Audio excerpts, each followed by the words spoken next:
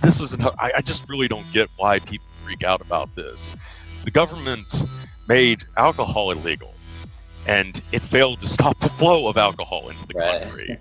It then made drugs illegal, and it failed to stop the flow of drugs into the country. I guarantee you, if they make firearms legal, it's not going to stop people from getting them. In point of fact, the whole, trafficking of arms and what have you is so interconnected with drugs. Right now, the way it works is the flow of drugs come up south into the United States, and the flow of guns go northward. And that's another thing I point out. A lot of these, militia groups have been used for years, decades, by the U.S. intelligence community to traffic firearms. I mean, one of the first Americans, certainly a lot of the Eastern European satellites. Almost all of these nations he sold the promise software to that the Israelis could use to eavesdrop on what they were doing. He did the same thing to the Australians, to New Zealand, I think, any number of African countries, but I don't think he did it to the British. Maxwell definitely considered himself to be something of an outsider, in British society, but he seems to have been very cautious as to what he did to the British government and specifically their intelligence community, and that is very interesting in my opinion. Definitely. The future is a concept. It doesn't exist. As the proverb says, tomorrow never comes. There is no such thing as tomorrow. There never will be, because time is always now. Welcome to the Philosophical Minds podcast, the podcast about the stuff we wonder about, and other things.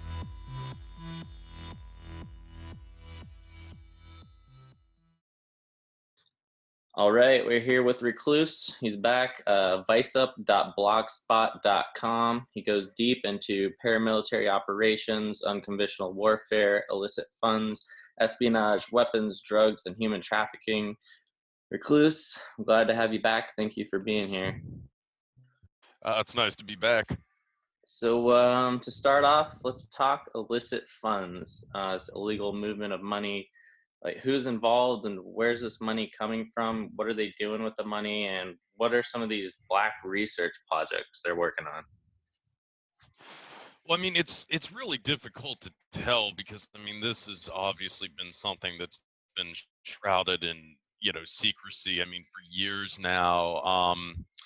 One of the more compelling instances, though, I recently came upon was described by Jeffrey Gilson in his absolutely outstanding work, Maggie's Hammer.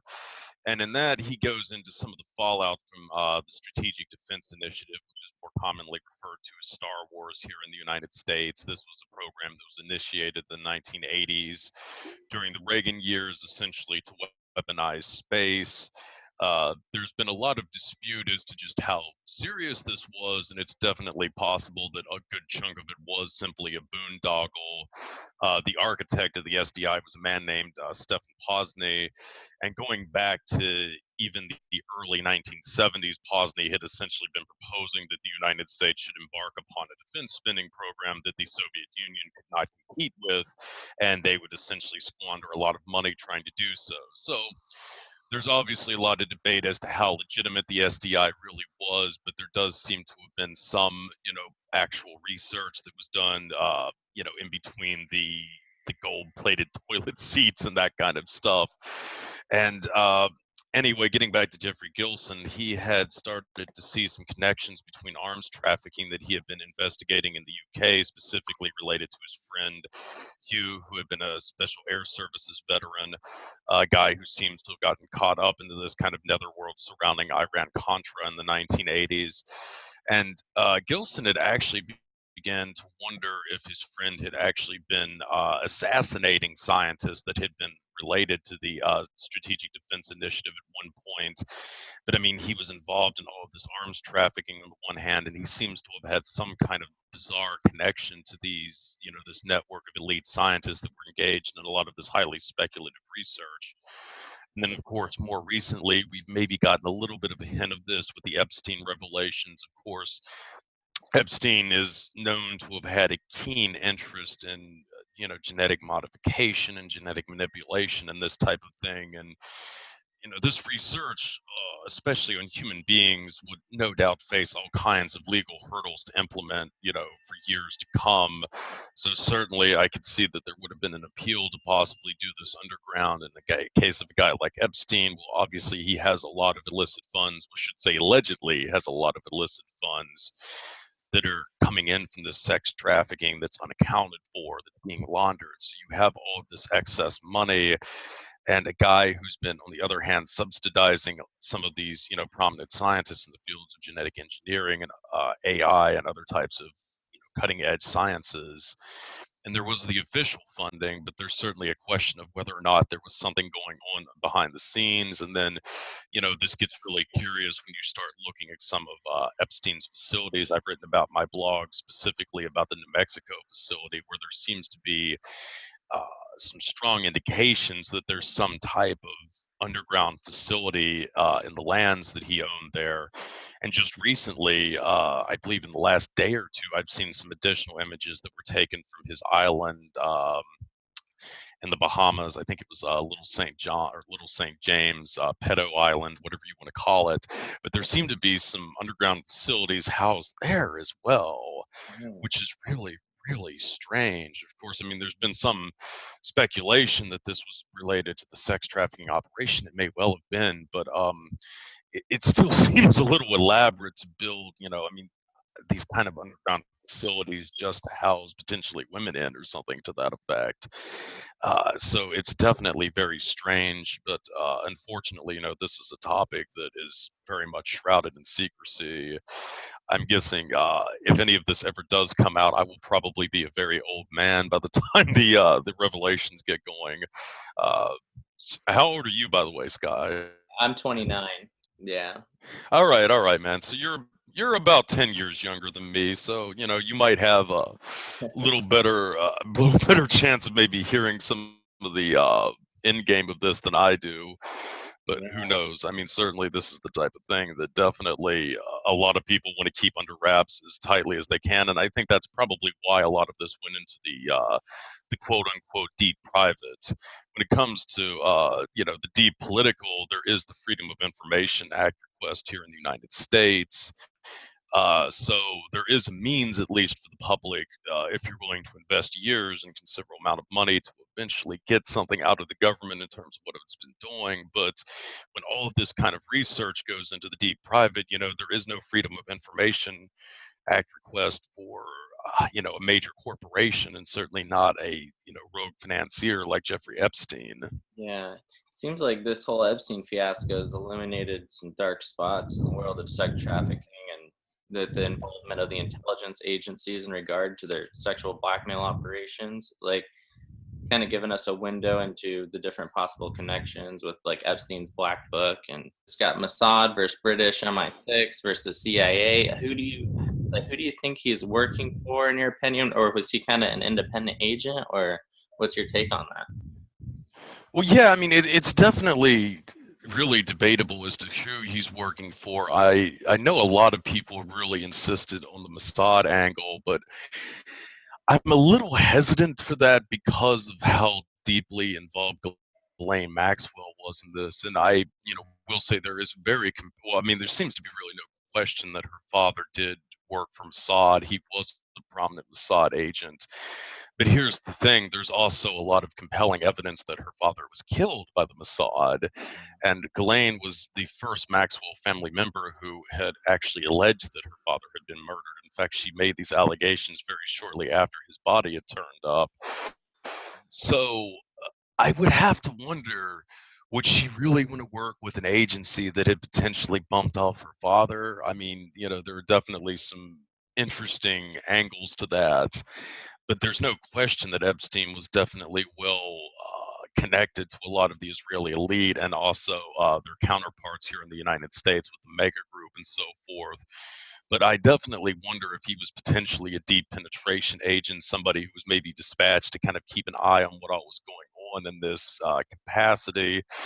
And then in terms with the British in general, this kind of gets into a very, murky situation that went back to the 1980s. And this, I also have to give a tip of the hat again to Jeffrey Gilson, because he really opened my eyes to some of these, networks in the UK. But essentially, when Iran-Contra got going in the early 80s, when Reagan took over and so forth, initially, the Israelis and especially the Mossad were really involved in a lot of the arms trafficking, especially to Iran in the early years. And then at the same time, you have Thatcher, who came to power in the UK. She made a massive effort to crack down on the trade unions there, which had become, in all fairness, really a hindrance to the economy at the time, but that's another topic. But anywho, this destroyed a lot of British industry, whether overtly or inadvertently is debatable, and she needed something else to replace it with. And essentially, her answer seems to have been to bring the American military industrial complex to the UK, though in a lot of ways it became even more pervasive there than it is here. I mean, I think until relatively recently, something like 1 out of every 5 people in the UK were involved in the arms industry to some extent or another. So, I mean, certainly it's an enormous amount of their economy. And in this capacity, the British essentially also wanted to cash in on the arms bonanza that was going on with Iran-Contra. So they got involved in this, and they also started to get involved in some of the special operations that related to this. Initially, again, we had used Israelis and specifically the Mossad to train up some of the Contras and some of the other quote unquote freedom fighters in Central America and Afghanistan and so forth. But after a while, the British also became a rival there, especially with former SAS men and these private military companies and so forth, Mena being a really big one. So they got into this racket too. And it seems like after a while, there was some rivalry that developed between the Mossad and British intelligence over this. I mean, they were in competition to be America's right-hand man in these, kind of intrigues that were going on in the 1980s. And Robert Maxwell factors into this heavily because on the one hand, he seems to have been working with the Israelis on this end. Of course, he was the one who set up the Bulgarian connection, quote unquote. This is where a lot of money related to Iran-Contra was being laundered during the 1980s, despite the fact that it was a communist country. Maxwell was involved in this, transferring funds for the Israelis, but he wasn't the only one. The Vatican Bank was also involved in this and their own end of the kind of bonanza that was going on with Iran-Contra.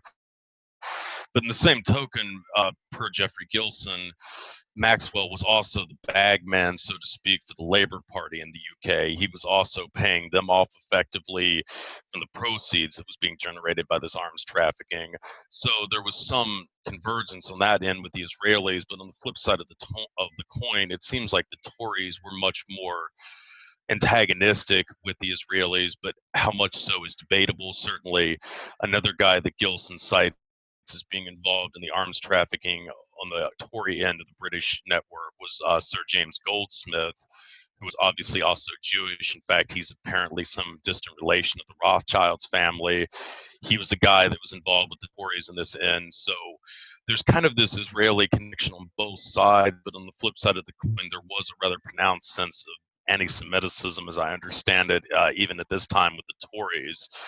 And that might have eventually factored into the election with Tony Blair in 1997, after so many years of the Tories being in power and this kind of ongoing conflict with the Israelis. They had eventually decided it was time to get Labour back in power, which they seem to have had very close contacts with via Maxwell by this point in time.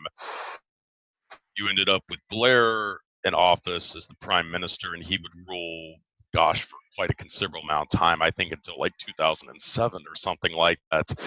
And obviously, Tony Blair really brought, British policy in harmony with the Israelis and what was going on in the United States at the same time.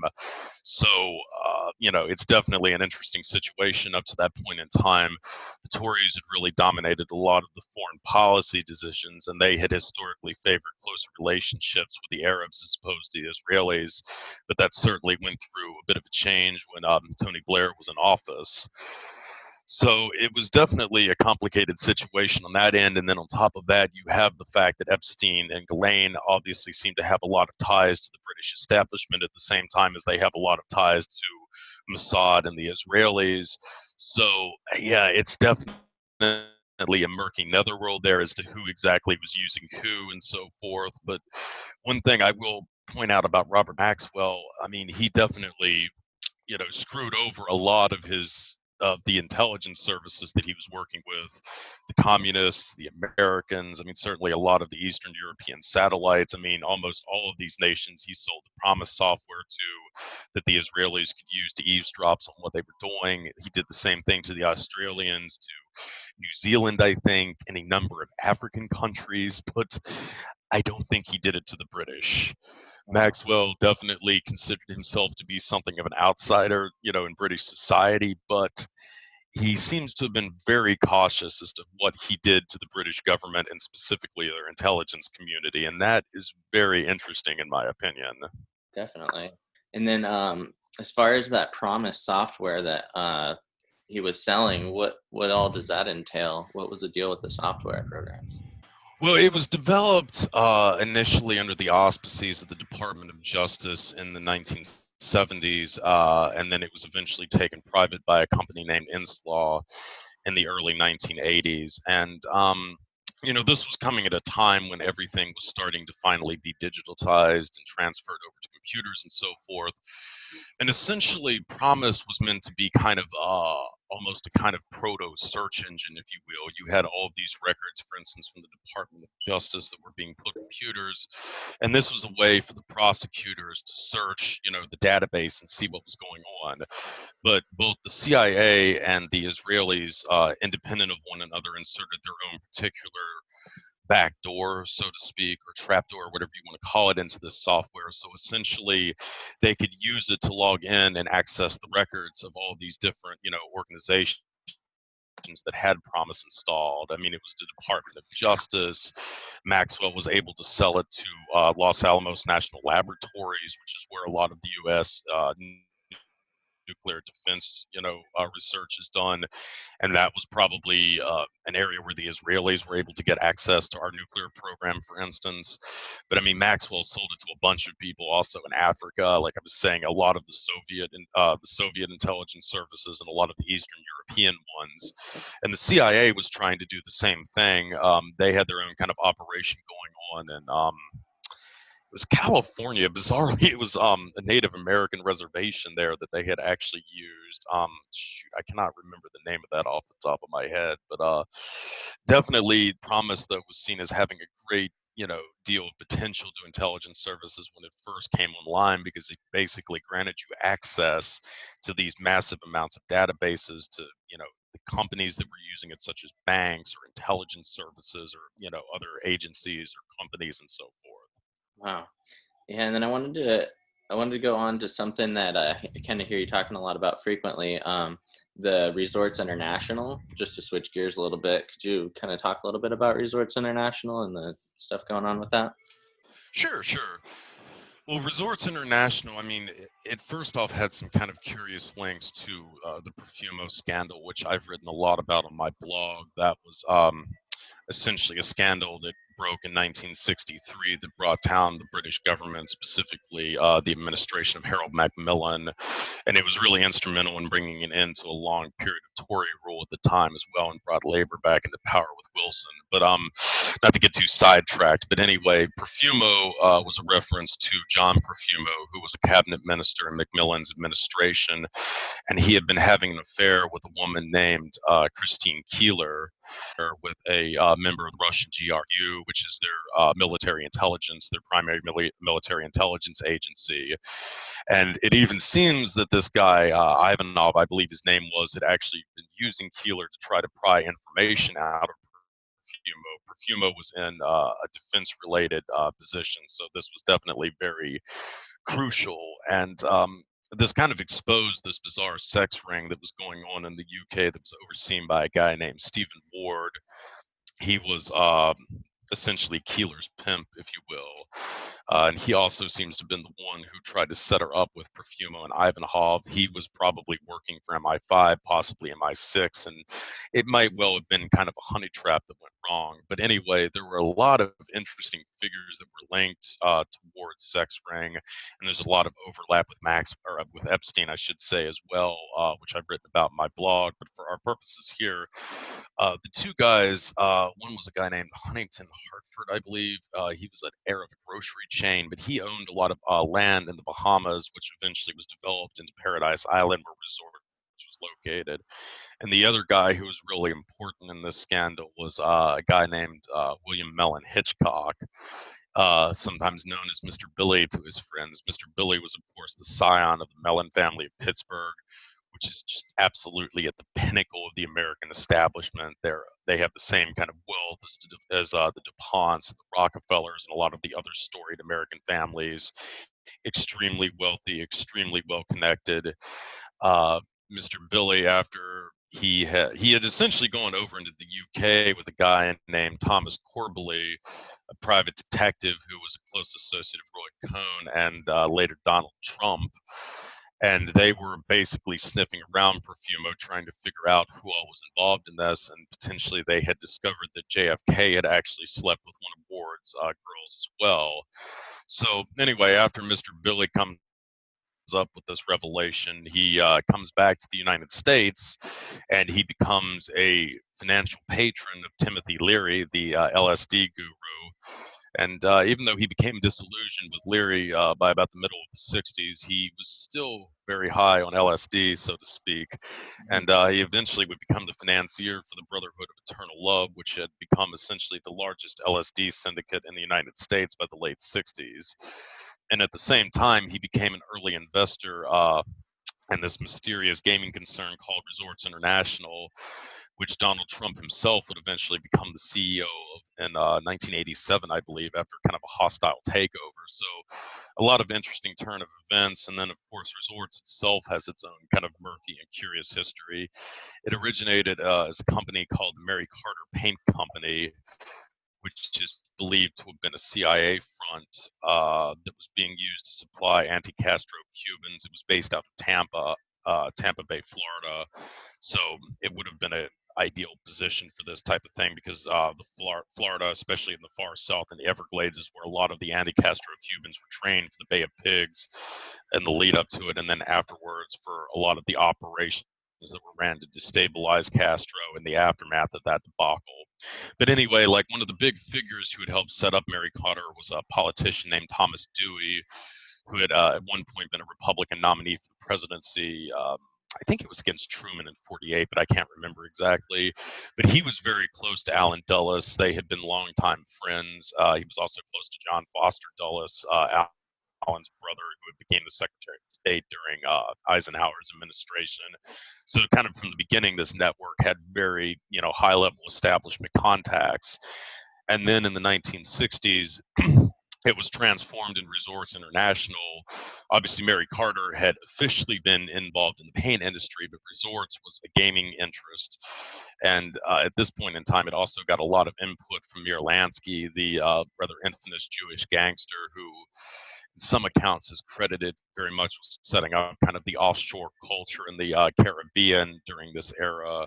Of course, he was essentially the financier for the mob for many years, the guy who was specifically tasked with laundering a lot of the illicit funds that the mob was generating. And as such, it's not entirely surprising that he would turn up in Resorts. A lot of people think it was his vision that had led to the creation of Las Vegas in the first place. And again, he was trying to set up another gaming interest in the Bahamas for the syndicate. And the reason for this is really simple. Casinos are a great way to launder money. And also, of course, there's the skim. Apparently, Resorts, had a toll just for people to come onto the island, for the casino was located at.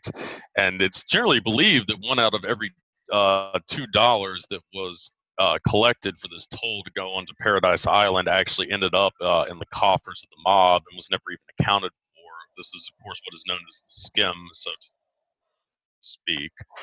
So certainly, I mean, if you're servicing, I mean, hundreds of thousands of tourists a year, and they all are paying a duty to get to this island, and half of it is just, basically being put into a duffel bag and, taken out the back of the vault or whatever, that's a pretty considerable sum of money. Also, a sum of money that was totally unaccounted for. So Resorts has got these, Lansky associates. It had these, old guard kind of patrician families represented by people like Thomas Dewey and William Mellon Hitchcock that were involved with it. It also had Richard Nixon, bizarrely, was actually an early figure who had backed it. He was actually present for the official opening of Resorts in 1968. So, a lot of high-level establishment contacts. I believe it also had some ties to the Bay Street Boys, I believe, the kind of group of British financiers that had controlled the Bahamas for many years, kind of personified by Sir Stanford Sands. I think they might have been pushed out at this point by the Americans, but I'm not 100% sure. But anywho, though, Resorts just, all kinds of establishment contacts. And then on top of that, it would go on to found a curious entity known as Intertel, which was one of the first really kind of corporatized private intelligence agencies. It was staffed heavily by a lot of former Justice Department officials and so forth, some NSA people. And this obviously isn't as sexy as having a lot of CIA people, which it did not. But if you're a gaming interest that's in league with the mafia and you're obviously trying to avoid prosecution for what you're doing, well, it makes a lot of sense having former people from the Justice Department on your payroll, because they would probably be more well-positioned than practically anybody to know how to avoid prosecution, most likely. So you have Intertel, this kind of bizarre, private intelligence network that was working for Resorts International. You have Resorts itself, almost surely involved in laundering all kinds of, drug money and so forth. Previously, it had probably been linked into arms trafficking when it was Mary Carter. It was a very spooky organization, to put it mildly. And certainly you're kind of left with the. Go ahead. Oh, sorry. Was Intertel the one? Was that associated with that Aegis Defense Services or something like that? No. This was much later. Aegis was a British company that was founded by Tim Spicer in, I believe, the early noughts, if I remember correctly. So yeah, Intertel. And on top of that, also Aegis was a private military company, whereas Intertel was a private intelligence company, not really a lot of, special operations forces types on their payroll, so to speak. But yeah, it was a little different, but certainly I think it was a bit of a rite of passage for Trump when he took over Resorts. And again, I think it was 1987, because certainly this company was privy to a lot of, black projects and so forth. I really don't think they would have let somebody take over this company if they were not, considered to be on the level, so to speak. So it was probably a significant step in Donald Trump's rather nefarious rise through the establishment. Wow. And then something I wanted to talk to you about, so we get to it. I want to talk about Fort Bragg. It's the company. They're running the company and how they're running like a paramilitary training facility in Kentucky in order to train occultists. I was curious about that. Well, the company was a crime syndicate, essentially, that was founded in Kentucky during the late 70s, going into the early 80s. And a key backer, actually, in the early years was a guy from the Pennsylvania, New York City area named Biff Halloran, who was affiliated with the Genovese Mafia, one of the main families in the syndicate. And he also had a lot of ties with Donald Trump as well. Biff Halloran ran a lot of front companies, legitimate front companies, so to speak, and one of the main ones was concrete. He actually had essentially a near monopoly on the supplying of concrete to construction sites in the New York City area during the early 80s, which is how Trump came into contact with him. But anyway, the guys who had set up the company were two guys. One was named Bill Bryant, I think. This was the guy who knew Halloran. He had actually worked for Halloran in one of his companies during the mid-70s, and Halloran had eventually opened him and given him high society contacts when he started to get the company up and running. And the other guy was Andrew Drew Thornton, who was Army veteran. He had also worked with the Lexington police force for some time, but he was the guy who had trained at Fort Bragg. He was a member of the 82nd Airborne, and he had been dispatched, I think it was to Grenada or whatever the heck it was we invaded in this point in time, kind of during the Vietnam conflict in the early 1960s, but before it had really gotten serious. But anyway, they had set up the company to essentially traffic in arms and drugs. And one of the things that made the company, I guess, a bit of a trailblazer is they had recruited heavily from former law enforcement and military personnel. In fact, this was almost entirely what their operatives were, consisted of. And I mean, while nowadays this is a little bit more common with, like Los Zetas and some of these other, cartels that have kind of emerged in the ashes of the U.S. Army Special Forces, at the time, this was definitely a bit of a revolution, so to speak. So they're, involved in some of this different rackets with arms trafficking, with drugs, but they also had some legitimate business concerns as well. And one of them was providing paramilitary training. They had a massive training facility for this in Kentucky during the late 70s, early 1980s, and they trained all kinds of people. Certainly, it seems like some of them were involved in the Iran-Contra thing, specifically people that had been brought up in Nicaragua and places like that to receive some paramilitary training. But at least some reports allege that one of the groups that had been trained by these guys were a group of occultists, essentially. Or I shouldn't, from what I remember, and I read this account in Denton's The Bluegrass Conspiracy, which is another outstanding work. And I think it's really the only major work that's done on the company for that matter, too. So if you're interested in this topic, it's the book to go to. But I believe Denton described them specifically as devil worshippers, if I'm not mistaken. That was the phrase that she used to describe this group. But there are no other details about this, and I don't know how exactly they came to the conclusion that they were devil worshippers. I don't know if there was some kind of bizarre ritual that went on, while they were being trained or something. But it's definitely really, interesting based on some of the other stuff I've gotten into in the blog with the son of Sam, the alleged son of Sam cult and what have you. Of course, David Berkowitz himself would tell Maury Terry in the 1990s that he had known Roy Cohn back in the 1970s. He had actually attended a party that was held at one of Cohn's properties, I believe in Connecticut or something to that effect. So it's very curious. Wow. And then I also want to talk about the Phoenix program with so you got the JFK Psychological Warfare Center and Psychological Warfare Executive. What exactly is the Psychological Warfare Executive? Well, that was a British agency that was established during the Second World War, and it was kind of an adjunct to the Special Operations Executive. And that was one of the really interesting things I really kind of came up with when looking at the SOE, was the close connection that it had to psychological warfare, and how in general psychological warfare is considered to be a part of special operations.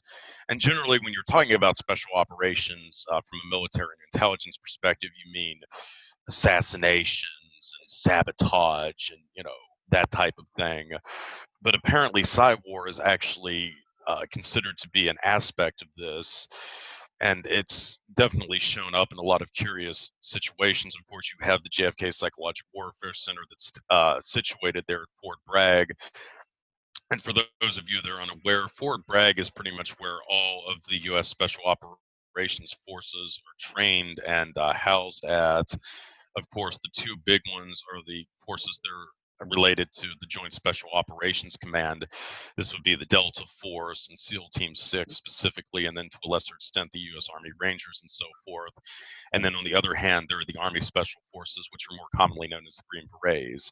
Both of those guys are housed at Fort Bragg, as is the Special Warfare, or the Psychological Warfare Center. And I mean, it's strange, relationship, but I mean, it actually makes a lot more sense than it may initially appear to be so, because typically when you're trying to destabilize a nation, psychological warfare is a major component of this, as well as assassinations, terror attacks, and sabotage and other things that create real world problems for people. But in order to, get the full effect out of, killing the head of state or something of that effect, you need cyber war specialists on the ground who are able to sway public opinion as it relates to how an assassination is carried out or something to that effect. And as such, you see this kind of strange relationship between cyber officers and special operations people in various countries. Of course, the SOE was kind of a prototype for special forces. It had its detachment of psychological warfare executive. In France, there was also a very close relationship between their special operations forces and their cyber people, which eventually kind of became disastrous in Algeria. Of course, they had fought the Algerian War, and in the early 1960s, after de Gaulle had come to power, de Gaulle had decided to pull France out of Algeria, and essentially a portion of the military had gone into revolt against de Gaulle and had tried to stage a coup d'etat to topple him from the office. And in terms of the personnel who supported the coup d'etat in the military, they were pretty much all psychological warfare officers or special forces. Almost all of them were paratroopers or members of the the Fifth Army Psychological Operations Bureau or something to that effect. So it's a very close relationship between these two kind of factions. And as I said before, it actually makes a lot more sense than it may initially seem, because I mean, all of this is kind of related to the destabilization of the country that you've targeted, if that makes any sense. Yeah. And I want to bounce back to the Trump and talk a little bit. I also wanted to ask you if you've seen the Netflix series The Family, and how that kind of talks about Trump and his affiliation. I think it's the work of Jeff Charlotte. He kind of goes into Trump being a part of this group in Washington, kind of being like this chosen figure. Now, I'm quite familiar with Charlotte. He wrote a book, obviously, called The Family, and then another follow-up to it. I think that's what I think this was probably about a decade ago. So I've read, I've read both of the books. I haven't seen the Netflix thing, but I'll definitely check that out now that you brought it to my attention. But yeah, it's definitely possible that Trump did have a close affiliation to them, of course. There were definitely a couple of senior people in the Trump administration that were closely tied to the family. The original Attorney General Sessions was a big guy with the family, as is Mike Pence, the vice president. And bizarrely, Hillary Clinton also had some kind of strange ties to the family as well. So, I mean, it is, even though they've generally leaned more towards the Republicans, they do have some ties to the Democrats as well. Lieberman was another guy who's been linked to the family on the Democratic side of the aisle. There's some speculation that Mike Pompeo, the former CIA director, now I believe he's the Secretary of State or something to that effect, might also be related to them. So, yeah, I mean, that definitely seems plausible that they might consider Trump to be quote unquote the chosen one, though I'm guessing they would probably prefer Pence to be the president more than anything. And that's might be the partly related to some of the maybe kind of curious relationship between the two men, and also the fact that Mike Pence seems to go to great lengths to disassociate himself from Trump. Honestly, I don't even remember the last time I've really read a major news report concerning Pence. He definitely seems like he's been trying very hard to keep his nose out of some of the horse shit that's been stirred up by Trump, so to speak. This actually led me at one point to start referring to him as Teflon on my blog, because nothing really seems to stick to Mike Pence, though as one of my readers also pointed out, Teflon is also quite toxic. So I guess it's a rather apt nickname for Pence on any number of levels. That's funny. And then I wanted to kind of get you to elaborate maybe on the relationship between Roy Cohn and Trump. Well, essentially, Cohn was Trump's political mentor and his longtime attorney. They had first hooked up in the 1970s. Cohn had actually represented Trump in a lawsuit that was filed by some African-American tenants in an apartment complex. I think it was his father, Fred, who actually owned it, but Donald was the one who was tasked with managing it or something to that effect. But they had essentially become very close allies, probably friends as well. And Cohn was the guy who put Trump into contact with a lot of people who would go on to become major allies of his over the years. Of course, one was the private detective I had mentioned earlier named Thomas Corbally, who shows up in a lot of strange sex rings over the years. He also was very close to Heidi Fleiss, the so-called Hollywood madam, who had procured women for a lot of, very prominent Hollywood types during the late 80s, early 90s, which is kind of interesting in light of all the sex scandals that have broken out in Hollywood since Trump became the president, but that's another topic. But beyond Corbally, there was also Roger Stone, who was another kind of mentor, who was also kind of mentored by Roy Cohn. There was Paul Manafort, who was another kind of protege of Roy Cohn's. And then there was also Rupert Murdoch, the, of course, owner of Fox News and so forth. It was actually Cohn who had essentially introduced Rupert Murdoch to William Casey, Ronald Reagan's CIA director, and essentially he had enlisted Rupert Murdoch for some of the CIA's efforts in Latin America during this time in terms of propaganda and so forth, and that was a relationship that had been brought together by Cohn. So definitely, there's some very strange connections with that. I've heard that Cohn also knew Jeffrey Epstein as well. I believe it was actually Vanity Fair that had reported that recently, but I'm still trying to confirm that, so that's not, certain by any stretch of the imagination. But Cohn was definitely very well connected with some of these figures that have turned up in a lot of the scandals surrounding Trump in the recent years. Wow. Your research, is Trump selling arms to Saudi Arabia? Are you aware of any of that? Well, he's definitely selling arms to them overtly. I think they just did that huge, arms deal when he first came into office in 2017 or something like that. So yes, I would say that he's definitely been, selling arms to them through his official capacity as the president, especially with the conflict in Yemen that's been unfolding for the last couple of years. Though I think Saudi Arabia might be, about ready to throw in the towel on that one. But definitely as U.S.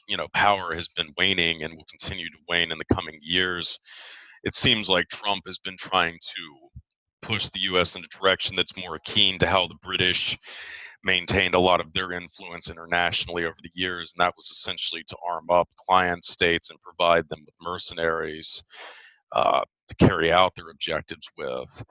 And certainly that kind of plays into the whole situation with arming up Saudi Arabia. And then, of course, you have these, proposals being made by the likes of Eric Prince that we could essentially pull all of our troops out of Afghanistan and Iraq and replace them with contractors, which in a lot of ways is what the British have been doing since the mid-60s. So yeah, there's definitely that kind of connection going on right now. Did Hillary help fund, arm, and train ISIS in your research? I haven't really looked into that, but it's certainly, I don't know if she obviously would have directly trained or funded them, but it's certainly possible that she might have greenlit this type of thing. She was the Secretary of State during Obama's first term. I'm not sure, did ISIS get off the ground though by that point in time? I can't remember when exactly they really kind of became a big thing, if it was around 2012 or afterwards or something to that effect. But obviously this is the type of thing, usually the Secretary of State is a part of these types of shenanigans, though not always. But Hillary was definitely known as one of the major hawks within Obama's administration, whereas Obama was probably more dovish than a lot of the recent presidents, to the extent that he was definitely been highly criticized by a lot of his former national security people in the aftermath of his presidency for his reluctance to flaunt American military power, so to speak. Hillary was one of the people who had really been pushing for more interventions across the world. So, she would definitely be a figure that it would be plausible that she would have greenlit, some of these fundings, the training of ISIS, if it did in fact happen during her time as the Secretary of State. But I'm not 100% sure about that. Yeah, I hear a lot of different stuff about it, and with people looking into the Clintons and trying to build a case on them. I hear all these stories about people getting suicided, so to speak. Do you have any kind of information on that? I don't really look into a lot of the Clinton stuff. It's definitely interesting up to a certain point, but I always saw the Clintons really as kind of an extension of the Bush family. Really, it was Papa Bush who put Bill on the map. I mean, in the 80s with Iran-Contra and so forth, that was really how they got into this. And obviously, the Clintons and the Bushes have still maintained very close ties in the preceding years. So, the Bushes were, I mean, they've been an American dynasty for over a century now. They were a wealthy and powerful family going back to, the early part of the 20th century. George H.W. Bush is the only former CIA director to also become the U.S. president. He was at the pinnacle of the stuff that was going on with Iran-Contra when Clinton really kind of got initiated into the deep state, though there is kind of some curious overlap with the company, which we had been discussing earlier. One of the figures who had been a backer of the company was the governor of Kentucky, a guy named John Y. Brown, who had actually he had made his fortune off of Kentucky Fried Chicken. He wasn't the founder of KFC, but he had essentially turned it into a major international chain during the 1970s, and it made a fortune off of this. And Brown had eventually settled in, like I said, as the governor of Kentucky. And during this point in time, he had cultivated both Donald Trump and the Clintons in the early 1980s. And this is at the same time when the company were kind of at the apex of their influence. There was a lot of, shady stuff going on around Brown. Obviously, Trump had these kind of connections with Biff Halloran at the same time. And then from what I remember, some of the people that were linked to the scandals related to the company would eventually also become backers of the Clintons later on. So it is sort of interesting that both Hillary and Donald Trump kind of cut their teeth in these, kind of things that were going on in Kentucky, of all places, in the early 1980s. At least that's one of the earliest instances I can find of either one of them really being involved in or linked to arms trafficking or drug trafficking or something to that effect. But I mean, definitely, the Clintons coming up in this kind of there's no question that, there would have been some very dubious things going on behind the scenes, getting into that type of power. But definitely, I've always questioned just how powerful the Clintons really were. Of course, the kind of, mystique of the Clintons is the incarnation of evil was really promoted by a guy named Richard Mellon Scaife, who is another member of the Mellon family of Pittsburgh, the one we had kind of talked about earlier with William Mellon Hitchcock, the LSD financier. But Scaife was kind of the polar opposite. He was a major financial patron of a lot of conservative causes. In point of fact, he was for years the major financial patron of the pro-life movement, which is kind of ironic because a lot of the other Mellon family members had backed the pro-choice faction. So in a sense, the abortion debate that has gone on in the nation for decades now was really a kind of public issue that was created by the Mellon family, and a controversy that they've kept going for many years. Of course, the Mellons weren't the only ones involved in it, but they've rather blatantly played both sides against the other, to put it mildly. But Scaife was actually the guy who had also initially put up the funding for the Clinton Chronicles, the now rather legendary documentary that first really raised public awareness about the Clintons, suiciding people, quote unquote, and that type of thing.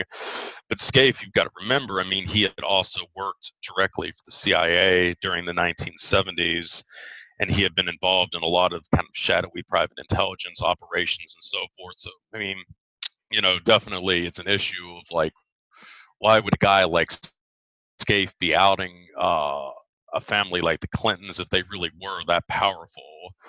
I mean, the Mellon family is at the pinnacle of American power. There's no question of that. They've been there for many, many years, long before the Clintons were even a blip on anybody's radar. So I definitely would have to say that you need to consider the narrative and the sources behind these narratives. Yeah. And then with the Bush-Clinton connection you were talking about, was that referring to like the Mena, Arkansas deal where they were kind of flying in cocaine? Yeah. No, definitely. I mean, that was, kind of a part of Iran-Contra, which, like I said, Bush was really kind of the puppet master behind, along with William Casey, from the office of vice president and the director of the CIA, respectively. And I mean, Mena, though, that was just kind of one aspect of this, massive racket that was going on. I mean, certainly a guy like Robert Maxwell probably made considerable more money and was involved in way more shady dealings in any number of levels than the Clintons were at this point in time. I mean, Maxwell was basically the guy they sent to buy off, the Soviet and Eastern European intelligence services. And so the Mellon family of Pittsburgh, this is the pinnacle of power, you say, in the United States? Well, they're definitely one of the top families up there, no question. And I mean, they've remained extremely wealthy and influential. I mean, really up to this day. Of course, there are two brothers recently that have kind of made news in the last few years. One was Matthew Mellon. He had actually made a fortune, billions of dollars off of he originally had been an investor in Bitcoin. And he had gotten into some other cryptocurrencies. Yeah. So, I mean, of course, cryptocurrencies, there's a lot of speculation. Some people think that the CIA had actually originally created it in the first place for its nefarious activities. It's definitely involved in a lot of crime. And I mean, here was a Mellon family member who became one of the, leaders in this industry. And then on the other hand, you've got his brother, Christopher Mellon, who has actually become a major proponent of UFO disclosure in recent years. He's involved with To the Stars Academy. He's been, making the rounds for the last couple of years in that capacity, talking about UFOs and government suppression of this type of thing. He had also been involved in intelligence for a lot of years at the Senate level. He had been an aide to Jay Rockefeller. I mean, this guy's extremely well connected. And then, of course, on the other hand, you've got his brother Matthew, who, like the rest of the Mellon family, seems to have been a little more rightward leaning. So, again, there's kind of this, bizarre. One brother is kind of involved with the Democrats. The other one's kind of close to Peter Thiel and some of these people that have been linked to the so-called Dark Enlightenment, which is pretty fringe right, alt-right, far-right, whatever you want to call it. So, the Mellon family is just, they're really shady, to put it mildly. I mean, they're involved in a lot of different things, creating essentially LSD as a major, recreational drug in the United States, doing CIA, funded psychological warfare operations. I mean, it's insane. I mean, how influential this family has been for decades now. Of course, the family fortune was made way back in the era following the Civil War. The kind of patriarch of the family was Andrew Mellon, who was one of the longest-serving Secretary of Treasuries in the history of this country. He was the guy who had overseen the stock market crash in 1929, which had led to the Great Depression. So the Mellons have been screwing over the American public for a very, very, very long time now. Oh, wow. I wanted to see if you'd heard of something called HAARPA. I think it's the Health Advanced Research Project Agency that Trump's supposedly interested in right now. It's going to be a federal agency modeled after DARPA. It's like DARPA, but for healthcare, basically. It's like technology related to like Neuralink, brain monitoring, biotech, and kind of incorporating it into like a psychological healthcare system. I was wondering if you'd heard anything about HAARPA. No, I have not, but I'm definitely going to check that out now that you've mentioned that, because that should probably scare the hell out of anyone who has really looked into, Project Artichoke or MK Ultra or any of that kind of stuff. Certainly that would be an appealing organization to use as a front if you were looking to start this kind of research up again. Yeah, that's definitely not a good sign. Pretty crazy if they actually do what they're intending on. I guess in the proposal, there's something called the Safe Home Project. So Safe Home, it stands for Stopping Apparent Fatal Events by Helping Overcome Mental Extremes. It's something they're wanting to invest $60 million into it. It includes like the monitoring of volunteers in an effort to identify neurobehavioral signs of someone heading towards a violent explosive act, and that they're kind of using it as a pre-crime analysis deal. So yeah, it's really interesting. I guess the HAARPA notes, it wants to incorporate various current home use technologies that would be tapped into in order to collect the necessary data for it, which include like the Apple Watches, the Fitbits, the Echo. So they kind of want to use all these things in order to be able to give somebody the proper analysis, the volunteers that sign up for this project, which is pretty creepy if you think about it. Yeah.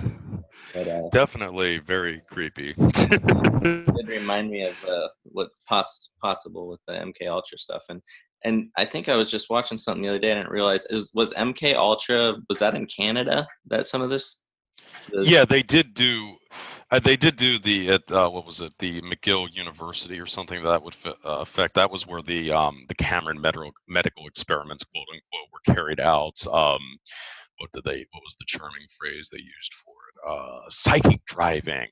Psychic driving. That was where you fed somebody some LSD or something to that effect, gave them a little bit of electroshock therapy, and then locked them in a box for several days and played a tape on loop where they recounted their first, menstrual cycle or something like that. Yeah, that was the kind of brilliant research that the American taxpayer funded in the 1950s and 60s. Crazy. And then I guess they just recently started the Army's Future Command thing. I don't know if you've heard anything about that, but they're kind of going to Silicon Valley and working with them with that stuff as well. So I don't know how this is all going to tie together, but there's just so much stuff going on. It's crazy. Yeah, absolutely. A couple simple questions. What's the difference between MI5 and MI6? MI5 is mainly concerned with counterintelligence domestically, and I'm not sure if it's still in the Commonwealth countries or not, but it's somewhat akin to the FBI, but the FBI is a law enforcement agency as well, whereas MI5 is not. In fact, I know for many years they actually had to bring police officers with them if they were planning on arresting anyone because they didn't even have the power to do that. They might have changed that in recent years, but essentially it's more concerned with domestic intelligence and essentially going after, foreign penetration and so forth. Whereas MI6 is the equivalent of the CIA. It's a foreign intelligence service. In theory, it should be operating outside of the UK and the Commonwealth countries and so forth. Though frequently there is a lot of overlap where the two agencies work together, as the FBI and the CIA do, when it comes to counterintelligence. Okay. And then in your opinion, with all the research you've been doing, do you think there's an effort to disarm the public? You mean in terms of confiscating guns or something to that effect? Yeah. No. They have weapons waiting. I mean, like the next generation of drones specifically are going to be land-based drones that are going to be something like the Ed 209 out of the freaking RoboCop movies. I mean, I don't care how many assault rifles you have, you are not going to defeat something like this. You know what I'm saying? It's just, to me, when I hear this kind of stuff about, the confiscation of guns, it's like Native Americans, in like 15th century, gazing upon the European ships coming in and saying, so long as we possess our bow and arrows, they will never be able to take our rights away from us. That's a good one. I mean, it's just, I know this is a big, this is something I'm really passionate for a lot of people, but it's just like, guys, come on. The weapons that they have are so advanced nowadays, it's just not going to matter whether or not, you can have access to an assault rifle or not. Not that any of this is really going to go away, which is another thing I'd like to point out. I just really don't get why people freak out about this. The government made alcohol illegal, and it failed to stop the flow of alcohol into the country. It then made drugs illegal, and it failed to stop the flow of drugs into the country.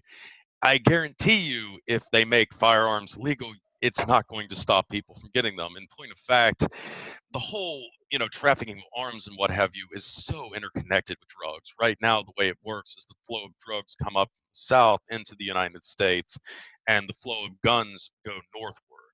And that's another thing I point out. A lot of these, militia groups have been used for years, decades, by the U.S. intelligence community to traffic firearms. I mean, one of the first instances were the original Minutemen, which were founded in the early 60s as an anti-communist organization. They were one of the first, really probably the first Cold War era militia group, and they were used extensively by the CIA to traffic guns during the 1960s.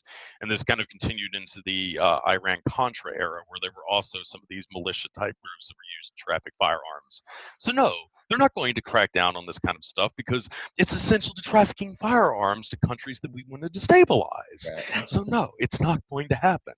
It's just, to me, this is another issue like abortion that's basically thrown up to get people up in arms about. And, I get why it's something that people feel passionately about, but in the grand scheme of things, firearms are not going to protect your freedoms. They just are not in the 21st century. Right. Wow. All right. Well, is there any last words you want to leave the audience on? Any last things you want to talk about, bring up? No, not that I can think of off the top of my head. I'm happy that you were able to bring me back here again so soon. Of course, we kind of cut things a little short with our last interview, so at least this time I think we got in about an hour or so. So that's We'll have to. Maybe we could touch next time on continuity of government and go into some other stuff. But wow, this is awesome. Oh, absolutely. Thank you again so much. Visup.blogspot.com, everybody. So it's just an endless world. That website's very detailed. So thank you. Appreciate it. And I will talk to you soon. All right, man. Always a pleasure.